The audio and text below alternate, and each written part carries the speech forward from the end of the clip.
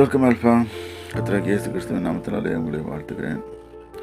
நாம் உபாகமம் புஸ்தகம் 28ஆம் அதிகாரத்தை வாசித்து கொண்டு வருகிறோம்.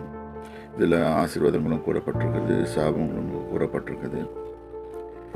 சாபம் ஆக்சுவலாக கர்த்தர் செய்தாலும் கர்த்தர் அனுமதித்தாலும் இது பிசாசினால் வருகிற சாபமாக முடியும். ஏன்னா இது நிறைய ஆராய்ச்சி பண்ணி பார்த்தபோது இந்த கர்த்தரை விட்டு விலகும்போது நம்மளுக்கு இந்த விச் கிராஃப்ட் வேலை செய்ய தொடங்கும்.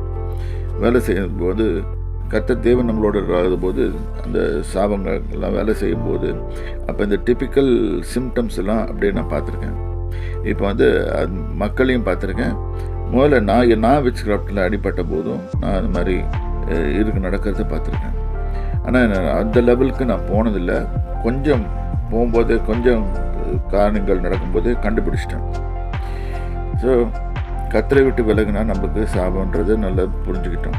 இப்போ 21ஆவது வசனம், நீ சுதந்திரிக்கும் தேசத்திலே கர்த்தர் உன்னை நிர்மூலமாக்க மட்டும் கொள்ளை நோயை கொள்ளை நோய் உன்னை பிடித்து கொள்ள பண்ணுவார்.